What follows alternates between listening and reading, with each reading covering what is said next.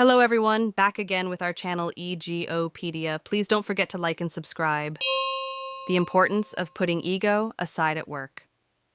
In any workplace, collaboration, communication, and trust are essential ingredients for success. But there's one silent obstacle that often gets in the way of these: ego. While ego is a natural part of being human, when it dominates our behavior, it can hinder productivity, damage relationships, and create a toxic work environment. Learning to put ego aside isn't about diminishing ourselves, it's about becoming stronger, more effective contributors to a team. What is ego in the workplace?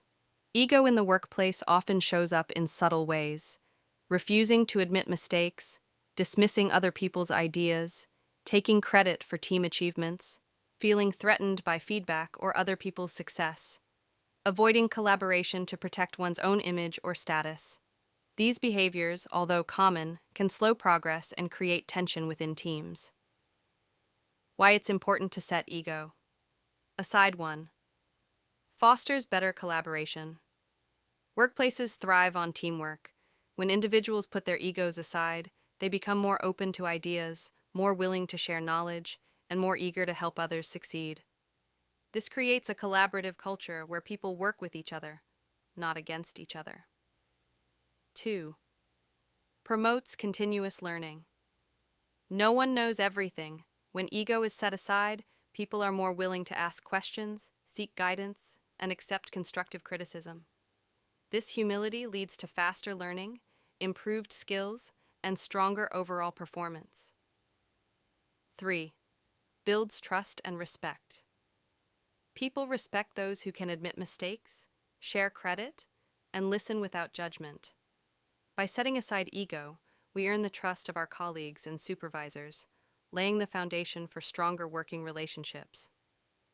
4. Reduces workplace conflicts.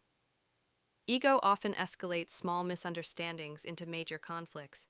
When individuals act with self-awareness and humility, they're better able to resolve issues calmly and professionally, preventing unnecessary drama or resentment. 5. Improves decision-making. Decisions driven by ego often prioritize personal gain or recognition rather than what's best for the team or company. When ego is set aside, decisions are made with a clearer mind, focused on goals, values, and shared outcomes. Real-world examples of ego at work. A manager refuses to accept a team member's suggestion, even though it's clearly better, just to maintain authority.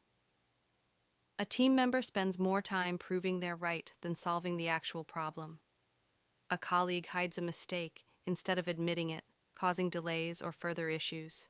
In contrast, when ego is managed, the manager praises the team member and implements their idea, boosting morale and results. The team member listens, adjusts, and helps the team move forward. The colleague owns the mistake early and works with others to fix it, preserving trust. How to practice ego awareness at work. 1. Ask for feedback regularly.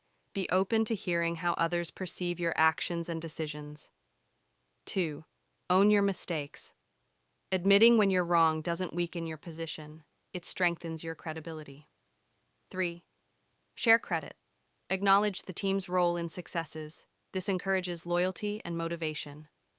4. Pause before reacting. If you feel defensive, take a moment. Ask yourself, is this about what's right or about me being right? 5. Put the mission first. Remind yourself that the ultimate goal is team and company success, not personal ego. Conclusion. Leading with humility. In today's fast-paced and interconnected work environments, emotional intelligence is just as important as technical skill. And at the heart of emotional intelligence is the ability to manage ego. When we put ego aside, we don't lose our voice. We find clarity.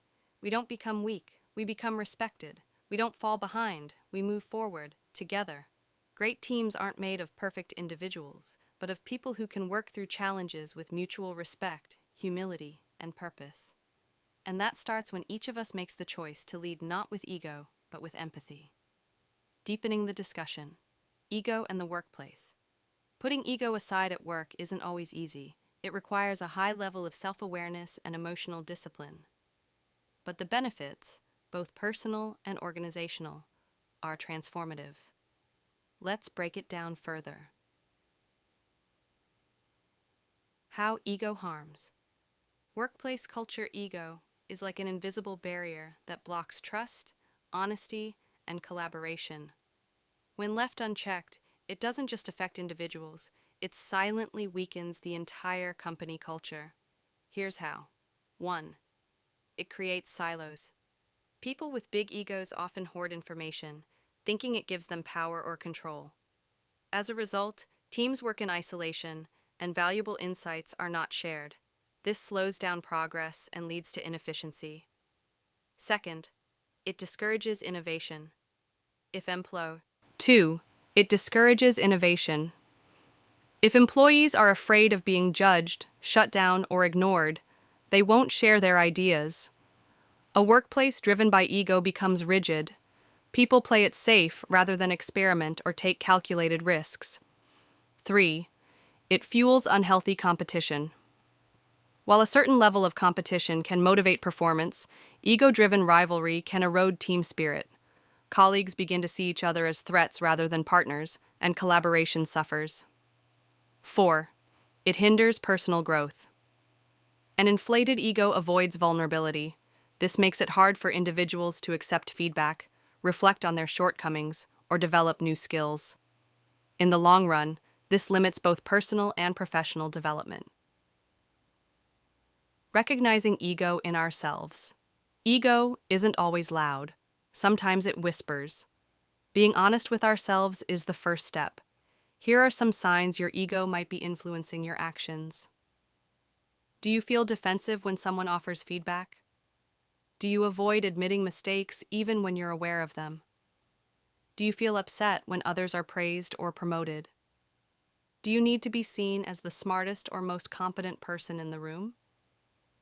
Do you often interrupt or dismiss ideas that aren't your own? If you said yes to any of the above, you're not alone. These are normal human reactions, but they become dangerous when they are repeated and unchecked. The strategies for letting go of ego at work. Letting go of ego doesn't mean giving up your confidence or sense of identity. It means choosing humility, openness, and growth over pride or fear. Here's how to start. 1. Shift from I to we. Instead of thinking, how does this make me look? Ask, how does this help the team? This mindset shift naturally reduces ego's influence. 2. Practice reflective listening. When someone shares a point of view, don't just wait to respond. Try to understand what they're really saying. This builds mutual respect and prevents reactive behavior. 3. Celebrate others. Openly, make it a habit to recognize teammates for their contributions. Doing so not only builds morale, it also helps you train your mind away from comparison or envy. 4. Make feedback a routine. Actively ask for input, especially from people at different levels of the organization. The more normal feedback becomes, the less threatening it feels. 5. Accept that you don't know everything. Even if you're an expert, remain open to learning. Everyone, regardless of title or experience, has something to teach. On the role of leadership in managing ego leaders, set the tone. A humble leader who admits when they're wrong, gives credit to others, and listens to their team will create a culture where ego doesn't dominate. Here's what ego-aware leadership looks like. Encouraging openness. Leaders ask for feedback from their team, not just give it. Rewarding collaboration. Promotions and recognition are based on team impact, not just individual performance. Modeling vulnerability.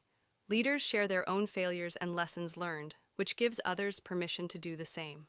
A powerful quote by leadership expert Patrick Lencioni sums it up. When there is no ego, there is no fear. When there is no fear, great things can happen. Creating a low-ego work culture. If you want to work in an environment where ego doesn't rule, it must be cultivated intentionally. Build psychological safety where people feel safe to speak up. Reinforce values like humility, openness, and accountability in everyday practices. Train emotional intelligence as a core competency, not just technical skills. Encourage learning over perfection. Create space for trial, error, and growth. Final reflection. Ego is not the enemy, it's a signal. Ego becomes a problem when we let it control us, but it can also be a teacher. When you feel your ego getting triggered by a colleague's success, by feedback, or by a setback, it's an invitation to pause and reflect. What am I afraid of? What am I trying to protect? What would happen if I responded with openness instead of defensiveness? The most effective, respected, and impactful professionals aren't those who always win. They're the ones who lift others up, admit what they don't know, and keep growing.